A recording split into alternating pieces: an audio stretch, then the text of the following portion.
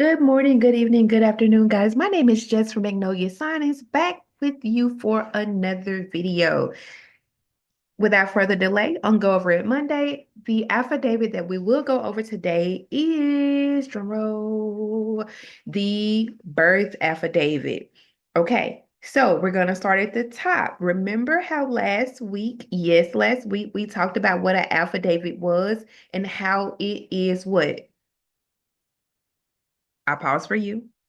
Okay, yes. Okay. If you said that an affidavit is a sworn statement or a written statement of facts that you know to be true, then you're absolutely paraphrasing like me and you're correct. Okay. That is what an affidavit is. So now we have an affidavit of birth. We're going to look at the purpose of this document. The birth affidavit should be submitted with an application for U.S. passport when an acceptable birth certificate cannot be obtained for a person born in the United States. The affidavit must be accompanied by a notice from the appropriate authorities indicating that no birth record exists and a photocopy of the front and back side of the affidavit's identification.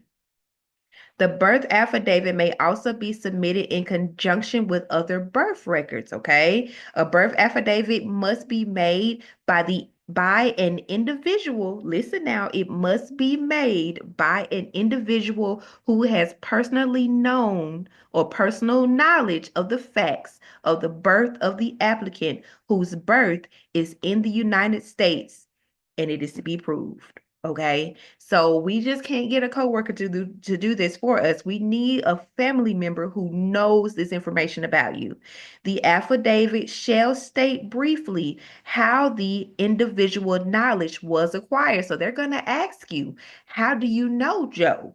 And if Joe was just your coworker, it's not going to go. Okay, so it has to be someone that knows you personally, in this capacity. Okay, in that personal capacity. Okay, I'm gonna leave it there. It is preferred that the affidavit be made by an older blood relative, although it may be made by the attending physician or any other person who has personal knowledge of the birth. Not personal knowledge of you, but of the birth.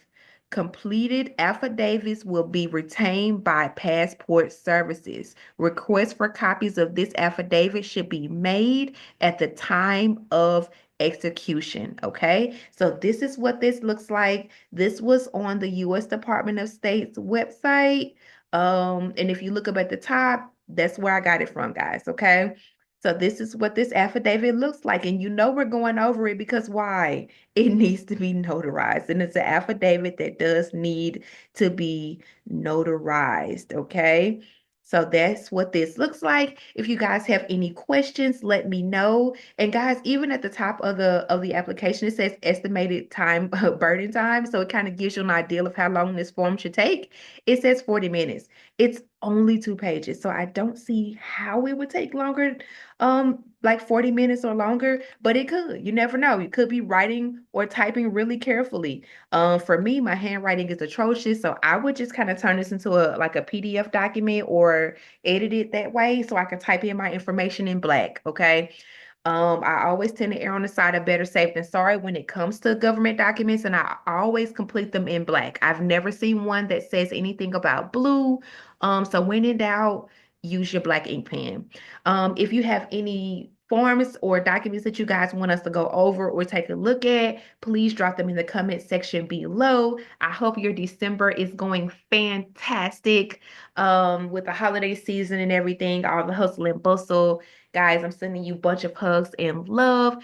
Don't forget to like, comment, subscribe so you can be a part of our next Go Over It Monday. Thank you so much for watching, and I'll see you guys in the next video. Bye.